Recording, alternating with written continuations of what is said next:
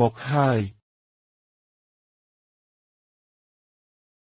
ជំរាបសួរខ្ញុំជាសន្តិសុខប្រចាំអគារនេះជាអ្នកជួបបន្ទប់លេខ905គាត់ទើបតែជិះចិន្តាយន្តជាមួយប្តីអ្នកហើយបានធ្វើឲ្យលុយ5រយ័នធ្លាក់ពេលកំពុងរាវរករបស់ក្នុងកាបូបយើងមកមើលថាប្តីអ្នកបានរើសវាបានឬអត់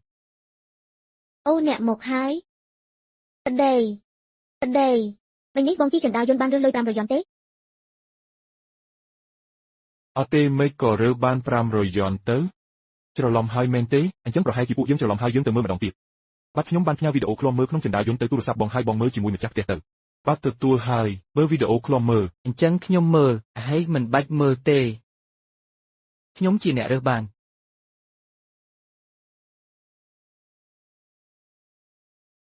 500យ័ន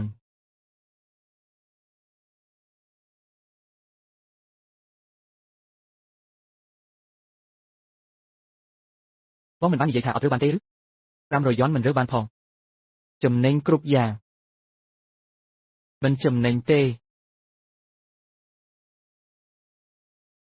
មានរឿងអីទៀតហើយពិតជាសុំទោសពួកយើងច្រឡំហើយពួកយើងបានមើលវីដេអូឃ្លាំមើលហើយពិតជាមិនមែនប្តីអ្នករើសបានទេខ្ញុំនឹងឲ្យអ្នកជួបបន្ទប់លេខ905យកលុយមកជូនអ្នកវិញសុំទោសពួកអ្នកដឹងច្បាស់ហើយឬនៅមានវីដេអូឃ្លាំមើលតាមមកពួកអ្នកមើលវីដេអូឃ្លាំមើលដែរទៅពិតជាមិនមែនប្តីអ្នករើសបានទេពួកអ្នកកើតអីហ្នឹងខ្ញុំមើលយកមកអូយខ្ញុំរំភើបពេកហើយទូរស័ព្ទថ្មីដែលខ្ញុំទើបតែទិញមើលទៅប៉ុន្មានខ្ញុំសងអ្នកវិញនេះមិនមែនទេ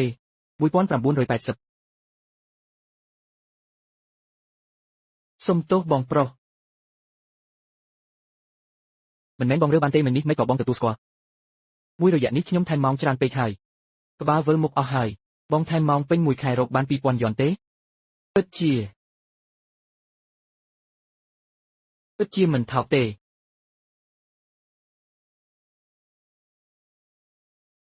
មិនក៏អ្នកទៀតហើយប្តីអ្នកនៅឯណា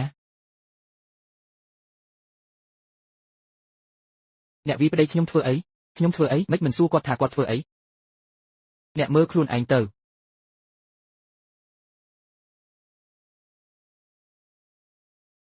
ជូសៀវមីងភ្ញាក់ផ្អើល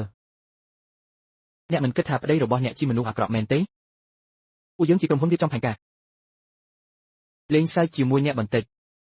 ថ្ងៃនេះគាត់ដើម្បីជូនកាបូបនេះដល់អ្នកគាត់បានជួបពួកយើងឲ្យសម្ដែងជាមួយគាត់ដើម្បីបន្ថែមភាពរ៉ូមែនទិកបន្តិចបន្តួចដល់ជីវិតរបស់អ្នកទាំងពីរមែនទេបងមែនហើយកាដូរបស់អ្នកពិតមែនឬប្តីជូនអ្នកអរគុណប្តីបងថ្លៃពិតជាមានសុភមង្គលណាស់គិតលុយកាបូប5500ពួកអ្នកពិតជាគ្មានសិលធម៌សោះអ្នកក៏មិនល្អដែរ